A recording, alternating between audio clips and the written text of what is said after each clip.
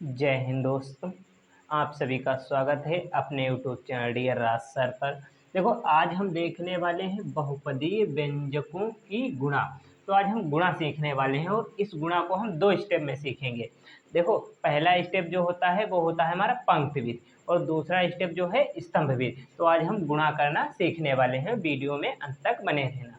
Video अच्छा लगे तो लाइक करना और चैनल को सब्सक्राइब करना।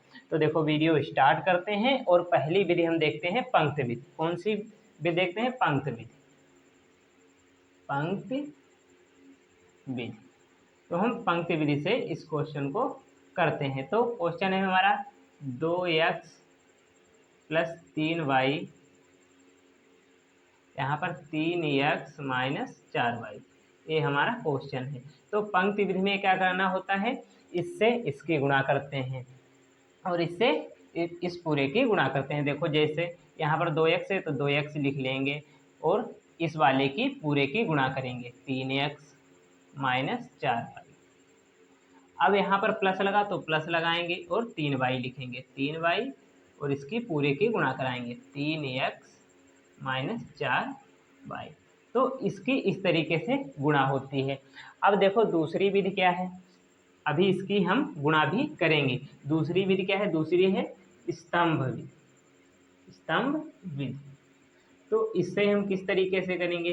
तो हमारा दिया हुआ है, देखो, 2x प्लस 3y। कितना है? 2x plus 3y। इसकी हमें गुणा करनी है। किससे गुणा करनी है? तो इसकी हमें गुणा करनी है 3x minus 4y। 3x minus 4y से हमें गुणा करनी है। तो ये होती है स्तंभ विधि। तो इस तरीके से हमें गुणा करना सीखना है। तो देखो, इसे हम पहले इसकी गुणा करते हैं और फिर इसके बाद हम इसकी गुणा करेंगे। वीडियो में अंत तक जरूर बने रहिएगा। तो देखो, इसकी गुणा कैसे होगी? तो यहाँ से देखो, अंक से अंक की गुणा, तो 2 और 3 की गुणा, 3 दूनी कितना हो जाएगा? 6 हो जाएगा। हमारे पास 6 हो गया। अब यहाँ पर देखो, x और x की गुणा होगी तो x की घात 1 है, 1 है। और आपको पता होगा कि गुणा में जो घात है वो जुड़ जाती है। तो एक घात a वाली और एक घात a वाली जुड़ के कितनी हो जाएंगी? x की घात 2 हो जाएंगी। अब देखो, यहाँ पर ए वाला प्लस है, ए वाला माइनस है, तो प्लस और माइनस की गुणा माइनस हो जाएगी। देखो, यदि कहीं पे लिखा है प्लस माइनस गुणे प्लस तो क्या हो जाता है? माइनस। यदि प्लस गुणे माइनस है तो वो क्या हो जाता है? माइनस। यदि विपरीत चिन्ह है तो माइनस आएगा और माइनस गुणे माइनस क्या हो जाता है? प्लस। माइनस गुणे माइनस प्लस और प्लस गुणे प्लस तो प्लस होता ही है। तो देखो, यहाँ पर ए प्लस है, ए माइनस है। तो देखो, प्लस गुणे माइनस क्या हो जाता है? माइनस। तो माइनस हो जाएगा, तो माइनस आ गया। अब देखो, यहाँ पर 2 और 4 की गुणा, तो 2 चौके कितना हो जाएगा? 8 हो जाएगा हमारे पास। अब यहाँ पर देखते हैं, x है और यहाँ पर y है, तो x और y की गुणा क्या हो जाएगी? x और y हो जाएगी। तो देखो, इतना हो गया हमारे पास। अब हम क्या करते हैं? यहाँ पर देखो, तो यहाँ पर प्लस लगा तो प्लस लगाएंगे, 3 और 3 की गुणा करेंगे। यहाँ पर प्लस तो प्लस ही आएगा।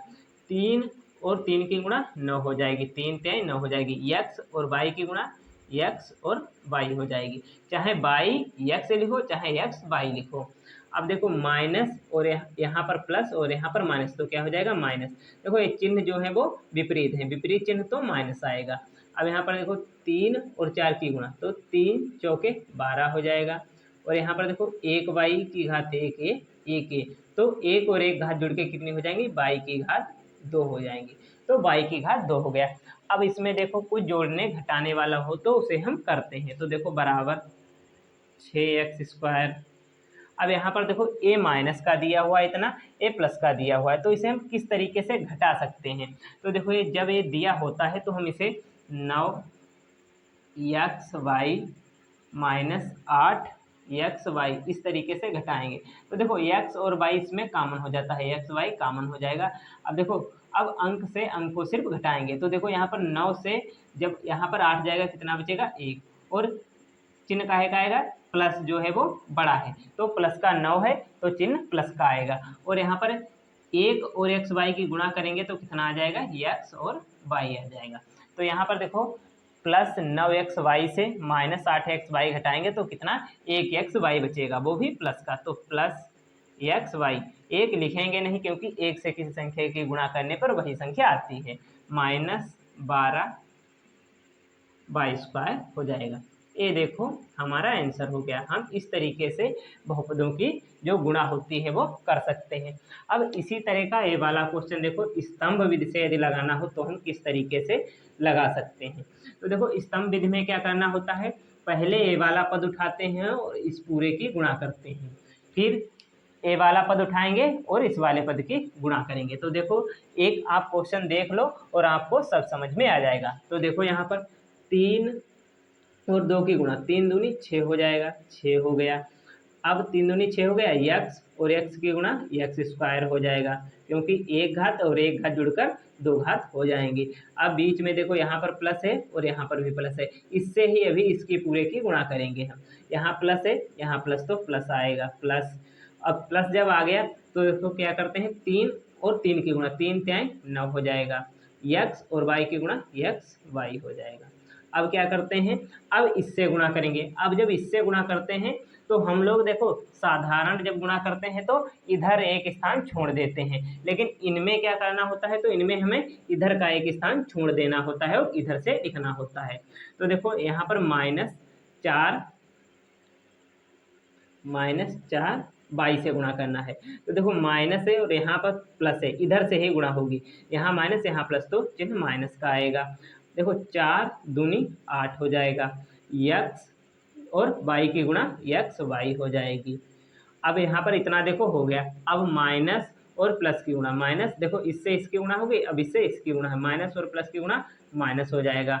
अब माइनस हो जाएगा तो यहाँ पर देखो क्या करते हैं, गुणा करते हैं, 4 और 3 की गुणा, 4 3 12 हो जाएगा, 4 3 12 हो गया। अब इसी तरीके से देखो बाई और बाई की गुणा एक घात और एक घात जुड़कर कितनी घात हो जाएंगी, 2 घात, तो बाई की घात 2 हो जाएगी। तो बाई की घात देखो 2 हो गया। अब इसे क्या करते हैं, हम जोड़ लेते हैं, इसे हम जोड़ लेते हैं। अब जब हम इसे जोड़ेंगे तो देखो यहाँ पर ये पद ऐसे ही आ जाएगा, 6x स्क्वायर आ जाएगा, 6x स्क्वायर आ जाएगा। अब 8 यहाँ पर देखो घटाएंगे, ए प्लस का ए माइनस का, तो यहाँ पर एक्स वाई तो कॉमन हो जाता है। और यहाँ पर देखो जब एक्स वाई कॉमन हो गया, अब यहाँ पर 9 से 8 घटाएंगे तो कितना बचेगा, 1, और 1 से इसकी गुणा करेंगे तो एक्स वाई ही आएगा। तो यहाँ पर और चिन्ह प्लस का आ जाएगा, क्यों, क्योंकि 9 बड़ा है और इसमें कुछ नहीं जोड़ना, तो -12 बाई स्क्वायर आ जाएगा। तो देखो यहाँ पर हमने आपको 2 विधि बताई, पहली विधि पंक्ति विधि और दूसरी विधि स्तंभ विधि। तो आप इस तरीके से, उम्मीद करता हूँ आपको एक क्वेश्चन बहुत ही आसान तरीके से समझ में आया होगा और आप इन क्वेश्चनों को लगा सकते हैं। तो इस पर एक क्वेश्चन और हम करते हैं, उसके बाद आपको पूरी तरीके से क्लियर हो जाएगा। तो देखो दूसरा क्वेश्चन भी हम देखते हैं। उम्मीद करता हूँ आसान तरीके से आपको बहुत ही अच्छी तरीके से समझ में आया होगा। देखो आप लोगों को मैं 2 क्वेश्चन दिए देता हूँ, तो आप लोगों को इसे लगाना है पंक्ति विधि से, पंक्ति विधि व स्तंभ विधि, स्तंभ विधि। इन विधि से इन क्वेश्चनों को आपको, दोनों क्वेश्चनों को लगाना है और इसका जो आंसर है वो कमेंट बॉक्स में ज़रूर बताना है। तो इसका आंसर कमेंट बॉक्स में बताना है। अब यदि वीडियो अच्छा लगा हो तो लाइक करना और चैनल को सब्सक्राइब जरूर करना और ज़्यादा से ज़्यादा अपने दोस्तों के पास शेयर करना।